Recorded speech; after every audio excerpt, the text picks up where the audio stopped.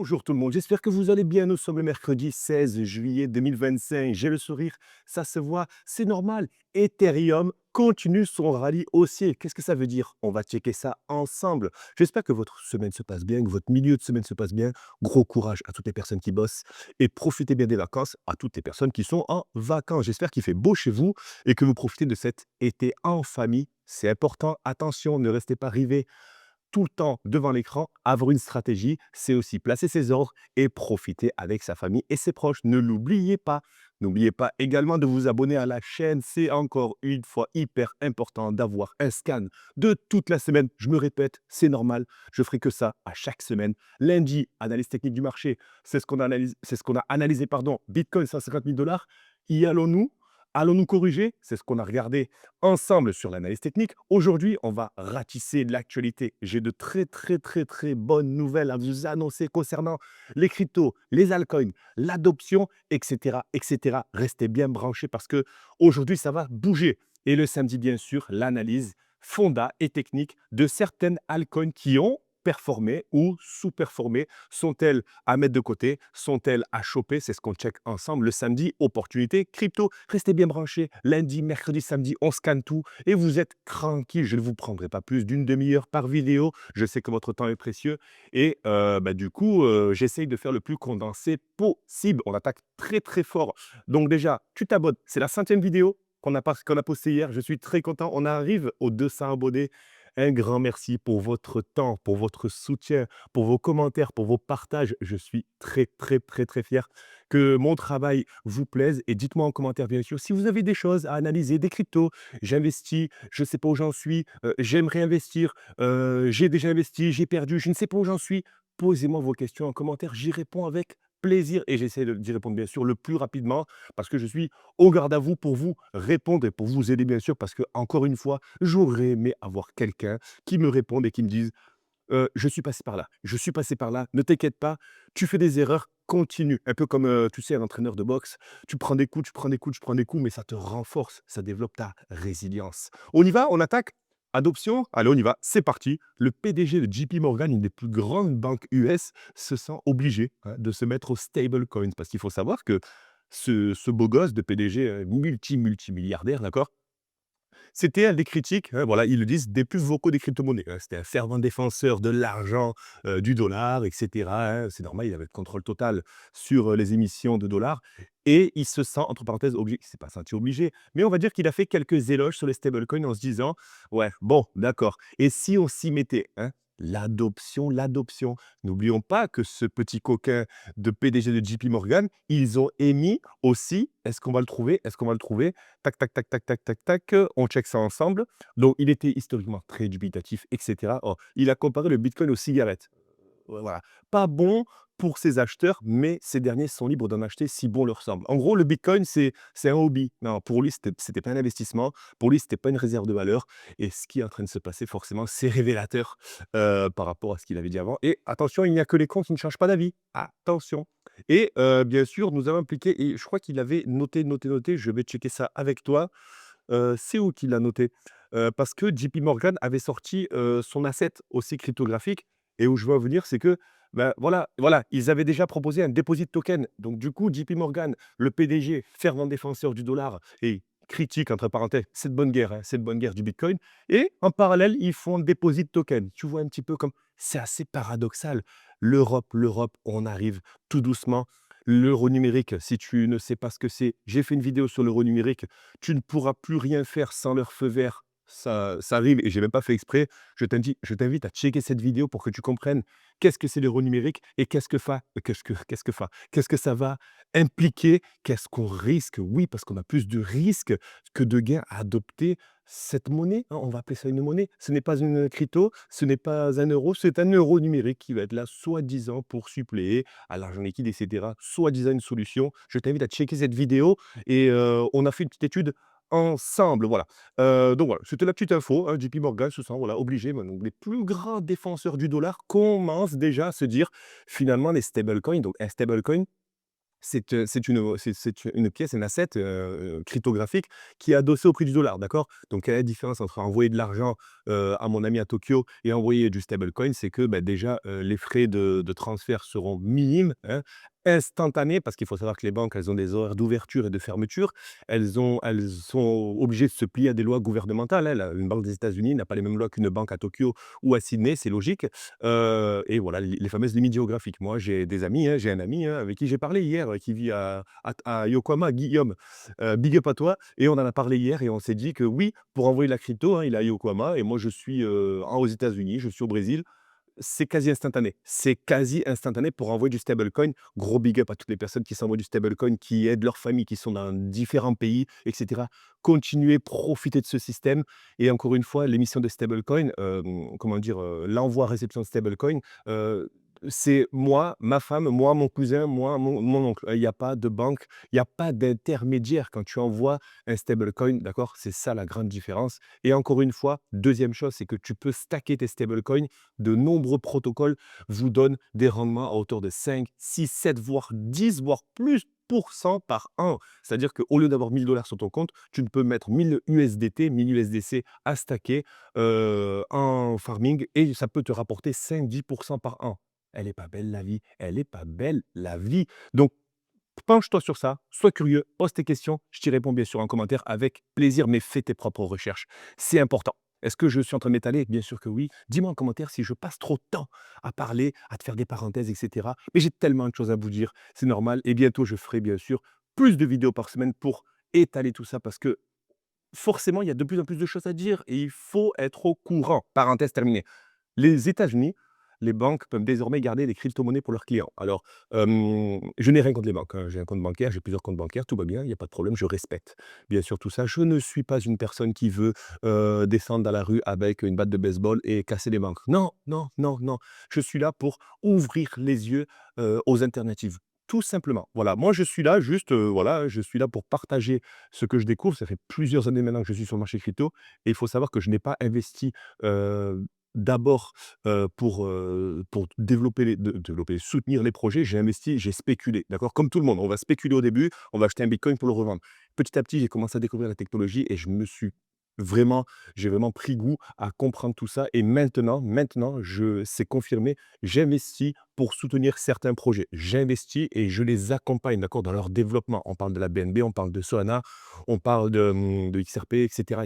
Donc je développe et je suis content de comprendre de plus en plus parce qu'il y a beaucoup d'évolutions. Donc tu vas passer par la phase spéculation et après quand ton esprit va s'ouvrir, tu vas te dire: «OK, on spécule, c'est bien, mais Ripple ou BNB ou Bitcoin, forcément, non, je vais le garder. Je comprends que c'est une réserve de valeur». Je le comprends petit à petit et là ton esprit s'ouvre. Ton esprit s'ouvre et encore une fois, gros big up à toutes les personnes qui ont investi à mes côtés, qui m'ont fait confiance et je suis fier de vous. Je suis fier de vous, de vous avoir accompagné et je vous vois évoluer au sein du Discord, le groupe, votre groupe dans lequel on discute chaque jour. On se dit bonjour le matin, on se demande comment ça va. On s'est vu personnellement aussi et je suis fier de vous compter parmi mon cercle très restreint d'amis parce que oui, l'investissement crypto, c'est pas seulement investir seul dans son coin avec un PC. Non, c'est rencontrer des gens, des belles personnes, des hommes, des femmes, des entrepreneurs, des salariés, des jeunes, des papas, des mamans, de tout et on échange et on se comprend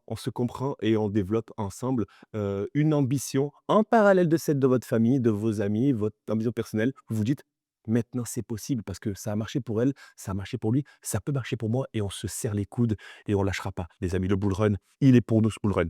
Petite parenthèse terminée, bah, larme à l'œil, bien sûr, ça fait plaisir, mais les États-Unis peuvent désormais garder vos cryptos pour leurs clients. Alors là, voilà, moi, je vous le dis, je donne mon avis. Il faut savoir que la base de la cryptographie aujourd'hui, c'est de détenir, ses propres assets, d'accord? Ses propres assets, ses propres actifs, d'accord? J'ai un bitcoin, je garde mon bitcoin. Donc non, non, non, no way! Ne faites pas confiance aux banques pour détenir vos cryptos. Pourquoi? Parce que, vous tapez 2008, crise des subprimes, d'accord? La tragique crise économique, hein, de 2008. C'est pour ça que Bitcoin avait été créé. Vous tapez ça. Pourquoi il y a eu des crises économiques, d'accord? Donc non, non, non, ne faites pas confiance aux banques et ne faites pas confiance aux exchanges. Ne faites pas confiance aux exchanges. Ne faites pas confiance, à Binance, à Coinbase, à Swissborg et cetera.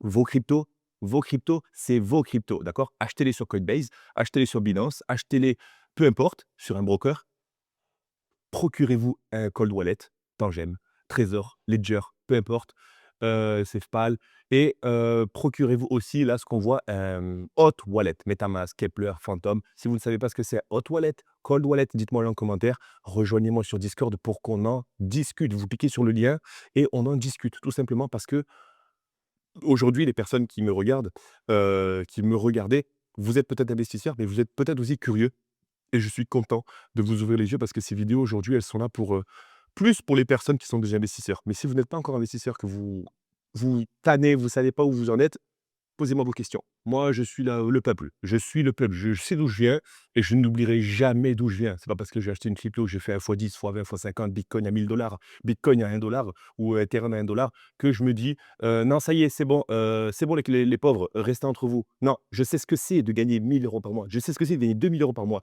Je sais ce que c'est de travailler 30 jours pour un salaire et je ne l'oublierai jamais et je travaille toujours. Donc, c'est pas parce que tu es investisseur que tu as fait quelques victoires, hein, que ça y est, c'est fini, j'oublie, ceux qui débutent. Au contraire, je suis avec vous les amis, je suis avec vous, on avance ensemble. Le navire, il y a encore de la place dans le navire, d'accord? Donc, parenthèse terminée, les amis, ne dé ne f ne faites confiance à personne. Vos cryptos, pas ta clé, pas ta crypto, d'accord? C'est le gros slogan. Le Kazakhstan veut investir dans les cryptos et imiter les USA et Trump. Donc, il faut savoir que le Kazakhstan, c'est un des plus gros les pays où il y a le plus de fermes de minage, d'abord de minage de bitcoin. Si tu ne sais pas ce qu'est le minage de bitcoin, je t'invite aussi à faire ta petite recherche, d'accord? Donc le Kazakhstan veut se créer une réserve de valeur. Encore une fois, un des plus gros acteurs du minage de bitcoin, d'accord? Parce que là-bas, l'électricité, elle est à très bas coût. En plus, ils savent l'utiliser. Forcément, il y a des barrages, ils utilisent l'électricité naturelle aussi. C'est bien, hein, c'est smart de leur part. Mais l'électricité à très bas coût, donc du coup, on mine du bitcoin comme des cochons. Et ils veulent imiter Trump et son idée de réserve de valeur. Donc encore une fois, l'adoption continue. Et là, on va en venir sur un point qui est très important. Les acheteurs, la demande des particuliers dépasse désormais l'offre sur Bitcoin. Je répète, la demande dépasse l'offre. L'offre, la demande. Tu t'en souviens? Plus il y a d'offres, moins il y a de demandes, le prix pourrait baisser, pression vendeuse. Plus il y a de demandes et moins il y a d'offres, qu'est-ce qui fait le prix? On y va, d'accord? C'est pour ça aussi que Bitcoin continue son rallye haussier. C'est pour ça que Bitcoin aujourd'hui, 118 000 $ et c'est tout à fait normal. C'est tout à fait normal. Bitcoin 118 000 $, il va corriger. Il va peut-être corriger 110 000, 100 000, 90 000, peu importe. Bitcoin sera toujours haussier à travers le temps. Pourquoi? L'offre, la demande. L'offre, la demande, d'accord? Et c'est comme ça que ça marche. Le halving va limiter les récompenses des mineurs par 2. C'est pas tous les 4 ans, mais c'est tous les certains nombres de blocs minés. Ça va encore diminuer, forcément l'offre parce qu'ils vont travailler plus, ils vont produire moins, donc il y en aura de moins en moins de bitcoin et de l'autre côté, Kazakhstan, les États-Unis, le Salvador, tous ces pays-là achètent du bitcoin massivement. Michael Saylor, MicroStrategy, possède presque 2-3 de la supply du bitcoin. Il y a des portefeuilles qui sont cachés, il y a des bitcoins qui sont perdus, il y a de moins en moins de bitcoin et il y a de plus en plus de demandes. Est-ce que je dois te faire un dessin? Tu aimes cette expression? Est-ce que je dois te faire un dessin? Est-ce que tu veux que je te le dessine? Est-ce que tu comprends? Est-ce que tu vois où je veux en venir? Ça ne veut pas dire d'acheter du bitcoin maintenant, mais au moins pense à te diversifier. Pense à comprendre pourquoi tu investis dans le bitcoin et ce n'est pas trop tard. Et c'est là où je voulais en venir, c'est que les acheteurs se fichent de plus en plus du prix de bitcoin. Parce que on l'avait dit dans une précédente vidéo, tu achètes du bitcoin en 2015, 2020, bravo, tu l'as acheté moins cher. Bravo, bravo. Mais acheter du bitcoin maintenant, c'est aussi se dire qu'il y en a de moins en moins. Donc acheter de plus en plus tard, tu achètes de plus en plus tard, forcément, le prix sera de plus en plus cher, forcément. Mais vu qu'il y en a de moins en moins, donc du coup, tu t'assures d'avoir ta propre réserve de valeur. 0,01 bitcoin, c'est du bitcoin. 0,1 bitcoin, c'est du bitcoin, d'accord? Ne te dis pas, oh, j'ai 10 000 $, je ne vais pas acheter 0,1 bitcoin. 0,1 bitcoin, c'est quand même une très grosse réserve de valeur qui peut se transformer en 10, 20, 30, 50, 100 000 $ parce que je le répète une dernière fois, Bitcoin n'a pas de limite. Bitcoin n'a pas de limite de valeur. 200 000, 300 000, 400 000, 1 million, 5 millions, 20 millions, il ira. Le dernier Bitcoin sera miné dans 100 ans, 100, 120 ans, 115 ans environ. On a le temps, d'accord? Donc on va en miner de moins en moins et le prix risque d'exploser à partir de 2035-2040. On risque vraiment d'avoir un Bitcoin aux alentours des 1 million de dollars et ça, c'est pas des lol. Bah, c'est vieux ça, c'est pas des lol. Dans 2025, je dis ça, moi, je suis fou, 38 ans. Ripple confirme son projet d'obtenir une licence MiCA. Excuse-moi. Qu'est-ce que la licence MiCA? C'est la licence Market Crypto Assets in English, Market Crypto Assets, OK? C'est une réglementation européenne qui encadre les acteurs crypto à partir de 2024. Donc ils envisagent d'avoir leur fameuse licence MiCA et du coup, elle est obligatoire pour gérer et émettre des stablecoins. Parce que oui, Ripple a sorti son a émis son stablecoin, le RLUSD, et du coup, ils doivent avoir cette fameuse licence MiCA pour émettre en Europe. Et du coup, proposer aussi des services d'échange, transfert d'actifs numériques dans l'Union européenne, chose que Coinbase a déjà, d'accord? Et forcément, si Ripple obtient cette licence, bah, oui, le prix du XRP risque d'exploser. Mais essaye, si tu es un petit peu, plus technique, moi, ce que j'essaye, c'est pas de me dire: «Il y a une bonne nouvelle, ça va se refléter sur le prix». Pour moi, c'est: il y a une bonne nouvelle, ça va se refléter sur l'adoption, qui va se refléter sur le prix. Est-ce que tu suis un petit peu ma vision? Parce que franchement, si chaque bonne nouvelle se reflète sur le prix, il manque une petite étape, d'accord? Donc bonne nouvelle, reflet sur l'adoption et reflet sur le prix. Parce que oui, souvent, le prix, ça c'est ma phrase aussi, l'évolution du prix ne reflète pas souvent l'évolution du protocole ou du projet. Donc là, tu peux te dire: «Attends, bonne nouvelle pour Ripple, mais il est pas à 10 pas encore». Oui, calme, on va y aller, on va y aller et je le répète, Ripple n'est pas centralisé, contrairement à ce que beaucoup pourraient dire. Ripple n'est pas centralisé, d'accord? Ripple, c'est une blockchain, ce n'est pas centralisé. Donc pourquoi Ripple veut obtenir? Pour émettre son propre stablecoin en Europe, donc ça va forcément ajouter beaucoup d'utilité, pour être officiellement reconnu comme acteur crypto régulé et fiable. Parce que oui, encore une fois, pour devenir un acteur crypto, il faut être régulé et fiable. Donc il faut vraiment il faut vraiment respirer la sécurité, respirer, la comment ça s'appelle? La confiance, d'accord? Il faut que les gens se disent: «Ripple XRP, c'est fiable, c'est fiable». Les banques européennes font confiance à Ripple, les banques américaines font confiance à Ripple, d'accord? Donc oui, ils doivent avoir ces licences pour gagner la confiance, bah, des plus gros investisseurs et aussi des particuliers comme nous, parce que nous avons de la force, d'accord? Et bien sûr, collaborer avec les banques européennes sans obstacle légal, c'est ce qu'on vient d'aborder.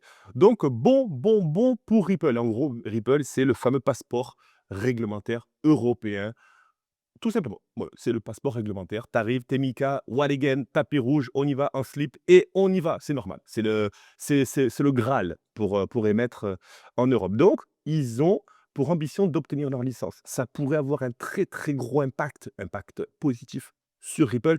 N'oublions pas, petite parenthèse, que le réseau Ripple XRP Ledger est selon moi le plus à même d'accueillir l'émission des stablecoins émis par les banques. C'est ma petite parenthèse, c'est cadeau. Dis-moi en commentaire ce que tu en penses. Est-ce que tu penses qu'il y aurait d'autres, réseaux qui pourraient être, plus à même d'accueillir les stablecoins émis par les banques? Moi, je suis là pour en débattre. Bitcoin dépasse Amazon, il devient le cinquième actif le plus important. Donc le plus important, ça veut dire qu'il a dépassé Amazon, il a flippé Amazon à 2,36 trillions, 2 300 milliards de dollars, tout simplement, d'accord? Donc Bitcoin s'impose comme la nouvelle heure numérique. Encore une fois, tonton, tata, papa, belle-maman, frère, sœur qui n'est pas investisseur crypto, ne les écoute pas. Ne les écoute pas. Les personnes qui te diront: «Oui, mais l'or, c'est mieux que Bitcoin». Bon, tu de l'or? Non, t'as pas d'or. T'as du Bitcoin? T'as pas de Bitcoin. Bon, retourne sur Call of Duty et laisse-moi tranquille. Va acheter tes skins à 30 €, tes V-Bucks là, sur Fortnite. Laisse-moi tranquille. Et toi, qui es investisseur crypto, toi qui n'as pas confiance en toi, là, je me parle à moi là, mais peut-être que tu te reconnais. Toi qui n'as pas confiance en toi, toi qui es investisseur ou qui souhaite investir, qu'est-ce que tu vas faire? Tu vas aller chercher à droite à gauche, tu vas aller chercher de la reconnaissance. «Papa, maman, qu'est-ce que tu en penses? Qu'est-ce que tu en penses? Investissez, investissez». «Mais non, mais n'investis pas, tu perds ton temps, tu perds ton argent». Merci à toutes les personnes qui n'ont pas cru en moi. Merci de m'avoir donné autant de force. J'ai dit à nombreux, amis, ma famille: «Bitcoin, 15 000 $, bear market, acheter un bitcoin, acheter 0,1 bitcoin». «Ouais, ça va, mais c'est bon toi, moi je préfère l'or, moi je préfère ci». Résultat, ils ont ni or ni bitcoin. Merci, au revoir, fermeture du rideau et maintenant je fais mes analyses, j'avance seul parce que je cherche la reconnaissance, je cherche le soutien que je n'ai jamais eu et encore une fois, je veux pas que tu passes par là. Moi, je veux que tu aies le soutien que tu mérites. C'est pour ça que j'aimerais que tu rejoignes cette fameuse communauté où on est ensemble. C'est gratuit. Quand je te dis rejoins, c'est gratuit. Discord, c'est gratuit. Les vidéos YouTube, c'est gratuit. Donc, fais un bon usage, échange avec des personnes qui ont vécu, qui ont fait les erreurs et qui en font encore et tu pourras apprendre de leurs erreurs, tout simplement. Est-ce que cette vidéo, c'est une vidéo mindset? Oui, bien sûr que oui, c'est une vidéo mindset et ça me fait plaisir. Lancement, une passerelle entre Ethereum et Telegram voit le jour. je pense que c'est bon, le titre veut tout dire. Je vais pas m'éterniser sur ça, mais Telegram, il faut savoir qu'avec leur blockchain Ton, hein, T-O-N, hein, la blockchain aussi, plus que les paiements in-app, les paiements d'apps, in-app, peu importe comment ça s'appelle, c'est une blockchain Ton, hein, de plus en plus de grosses web font confiance à la blockchain Ton et il y a une passerelle qui voit le jour entre Ethereum et Telegram. Donc, où je veux en venir, c'est qu'encore une fois, Telegram, c'est les plus gros réseaux sociaux. Je ne suis pas sur Telegram, je n'y suis plus parce que je trouve que, pour moi, ce ne m'est pas indispensable. Je suis plutôt sur Discord et sur YouTube, mais Telegram, je respecte beaucoup, ce réseau social et encore une fois, un pas de plus vers l'adoption Ethereum Telegram. La messe est dite. Continuons, hein, on ne va pas non plus s'éterniser parce que je me suis déjà éternisé sur beaucoup de choses. Bitcoin, on en a parlé. Et on va faire un petit point sur Bitcoin et Ethereum. Très rapidement, techniquement parlant, est-ce que ça te dit? Est-ce que tu as des connaissances en analyse technique? Est-ce que tu n'y connais rien? Pose-moi ta question en commentaire et encore une fois, on pourra en parler. Il faut savoir que rapidement, hein, rapidement parce que oui, je pense qu'on ne va pas faire un point toutes les semaines, il faut faire un point souvent. On est venu taper un nouvel ATH sur le SPX 500, voilà, donc du coup, 6 990, on est parti chasser au nord encore une fois. Le Nasdaq, pareil, nouvel ATH, donc le secteur traditionnel est on fire. Donc, les plus gros indices boursiers, SPX, Nasdaq, Dow Jones, etc., sont on fire. Le gold, qu'est-ce qu'il nous dit le gold? Toujours en range, 3 341 $ l'once. On est bien, pas de problème. On voit que les investisseurs ne fuient pas l'or, bien sûr, parce qu'il faut savoir que la Chine, par exemple, investit massivement dans l'or. Elle vend ses bons du Trésor américain pour investir massivement dans l'or. Donc, tant mieux. En gros, moi, ce qui est bullish, pour moi, ce qui est bullish, ce qui est vraiment haussier pour moi, c'est que on fait de moins en moins confiance à la monnaie et on fait de plus en plus confiance aux réserves de valeur, émergentes. Bon, l'or, que tu connais, Bitcoin, d'accord? Bitcoin sera la future réserve de valeur. Faites confiance, à Bitcoin et à sa technologie. Donc forcément, c'est une très bonne nouvelle. On est parti chasser les 3,8 trillions de dollars. C'était lundi. Aujourd'hui, on a 3,7 trillions, donc on est toujours haussier sur la total market cap, d'accord? C'est pour ça que on a flippé Amazon et on va flipper, beaucoup d'autres grosses firmes, d'accord? Et Bitcoin, 118 000 $ aujourd'hui, on est parti chasser aussi les 123 000 $ et là, on est à 118 000 $. On a eu un petit essoufflement, hein, depuis l'ATH, hein, quand même, un beau essoufflement de presque 6. N'ayez pas peur, d'accord? Si vous êtes dans le train, encore une fois, restez-y, mettez votre ceinture et accrochez-vous. Est-ce que vous avez déjà établi une zone de prise de bénéfice sur vos investissements? Posez-vous cette question, s'il vous plaît. Vous êtes holder, vous avez acheté depuis 2020, 2021, 2022, l'année dernière, le mois dernier. Est-ce que vous avez déjà établi une zone de bénéfice? Si vous n'en avez pas encore établi, ce n'est pas bon. Établissez, s'il vous plaît, une zone de prise de bénéfice. Et ne me dites pas, pas à moi, pas à moi, pas à moi. Ouais, mais non, mais Solana, il peut monter à 500 $. Non, ça, encore une fois, c'est de la spéculation qui est inutile. On n'est pas au PMU, on n'est pas avec le diabolo et la cigarette. On n'a pas le temps. On est des analystes. Je veux que tu me dises que tu as acheté ton Solana à 110,5 $ ou 111 $. Je veux des chiffres précis et je veux que tu me dises que tu vas vendre ce Solana tant pour anticiper la correction et en racheter plus. Je ne veux pas que tu me dises que Solana, oui, je le garde, on verra. Ça, c'est pas une stratégie. On verra, ce n'est pas une stratégie, d'accord? Même les plus grands holders de Bitcoin ont une stratégie. Stratégie de micro-stratégie, de Trump, de Musk, toutes les personnes qui achètent des assets, que ce soit crypto, que ce soit des assets tradis, que ce soit même je te fais la petite est-ce que je te fais la petite parenthèse du bâtiment? Ça, on va le shorter, on va faire un petit reel sur ça. Je ne suis pas investisseur immobilier, d'accord? Je ne suis pas investisseur immobilier. J'arrive, je vois un bâtiment et ça, je l'ai dit, je crois, je l'ai dit dans les modules de formation. J'arrive, devant le bâtiment. Pardon, excuse-moi, petite notification que je coupe. J'arrive, je suis devant un bâtiment. Super ce bâtiment chéri, on l'achète? Attends, chéri, déjà, la ville, la localisation, il y a combien d'appartements? Il y a des rénovations à faire? Non, j'achète. Combien monsieur, combien? 200 000. Vendu, 200 000. Je négocie pas, j'achète. Là, ma femme va me regarder: Chéri, ça va? Tu vas bien? Tu pas un peu FOMO là?» «Mais non, j'ai pas FOMO. Je vais le revendre, on verra. On verra combien je vais le vendre. 300 000 ou je vais le vendre dans les 500 ou 600 000, je pense.» Ma femme, elle va me regarder avec des yeux qui vont sortir des orbites. Je crois que non, tu mangé quoi? T'as bu quoi là? Qu'est-ce qui se passe? Rénovation? Emplacement? Salubrité? Non, tu l'as même pas visité? Ben non, je l'ai pas visité. Pourquoi tu fais pareil quand tu achètes des cryptos? Pourquoi tu achètes une crypto comme ça? Ouais, je l'achète, je mets 200. On verra. C'est pareil. C'est pourquoi? Parce que c'est une plus petite somme, que tu le prends moins au sérieux? Est-ce que tu aimes cette, comment dire? Ce petit scénario que je t'ai mis en place? Tu le ferais pas avec un appartement. Tu vas prendre le temps, tu vas conseiller, tu vas aller voir ton banquier, tu vas aller voir, ton conseiller fiscal, tu vas en parler, tu vas visiter, tu vas revenir, pourquoi tu achètes une crypto comme ça et tu la laisses mourir dans un coin? Et après tu te dis: «Oh la crypto elle a même pas monté, c'est vraiment de la dope ce truc». Non, marche sur les cycles. N'achète pas si tu ne sais pas quand vendre. Troisième slogan, n'achète pas si tu ne sais pas quoi vendre quand vendre. Tu risques de rater cette phase haussière sur les cryptos parce que tu ne sais pas quoi vendre et quand le marché va s'emballer, 100, 200, 300%, boum, ça pète. Quand, tu feras rien. Tu vas être paralysé parce que tu n'auras pas de stratégie. J'ai dit à mes amis, quand je dis mes amis, ce sont les membres de ma communauté, de notre communauté, mes amis, je leur ai dit: «Mes amis, nous sommes baissiers, formez-vous». Formez-vous pendant que nous sommes baissiers. On ne se forme pas dans un marché haussier, on se forme dans un marché baissier pour mettre des stratégies en place. C'est ce qu'ils ont fait, bravo à vous. Je pense à vous. Je sais à qui je m'adresse aujourd'hui et je vous vois sur le Discord. Je pense à vous. Bravo. Vous êtes formés aujourd'hui. Formés à quoi? Formés à prendre des bénéfices parce que c'est facile d'acheter.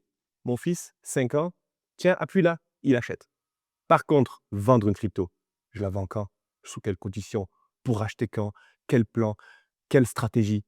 Elle est là la vraie question. L'investissement crypto n'est pas un hobby. L'investissement crypto, c'est un travail. C'est pour ça que c'est décrédibilisé. Parce que ah, ça va, et crypto, crypto, ça va. Oui, ça va, ça va.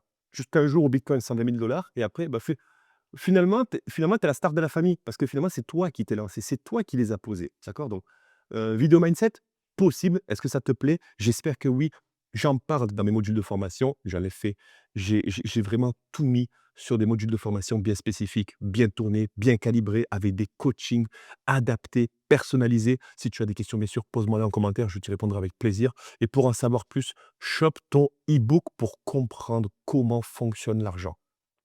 C'est le slogan. Comment fonctionne l'argent? Je clique sur le e-book. Papa, maman, vous savez quoi? Vous avez travaillé toute votre vie. Tenez ce e-book, lisez-moi ce e-book, ça fait 20 pages, environ 20 pages, c'est gratuit. Reprenez le pouvoir sur votre argent, papa, maman. Vous avez assez travaillé. Vous avez travaillé pour de l'argent. Il est temps que l'argent travaille pour vous. Je pense que c'est la meilleure des choses à faire et c'est pour ça que les jeunes doivent se réveiller. Réveillez-vous les jeunes parce que le trait va de plus en plus vite, d'accord? Et le rater, c'est, avoir des regrets, d'accord? J'espère que cette vidéo vous a plu et on a fait un petit point sur l'actualité. On a parlé de Bitcoin, on a parlé d'Ethereum, je t'ai parlé de ma vie, je t'ai parlé un peu stratégie et ça me fait vraiment plaisir. Mais Ethereum, petit point rapide sur Ethereum, 3 163 $, on y va, d'accord? On y va. 3 067, on attendait bien sûr le rejet sur la zone de rechargement. On y va. Ethereum 4 000 $, here we go, on y va. No way back sur Ethereum, on y va et certains altcoins risquent d'exploser.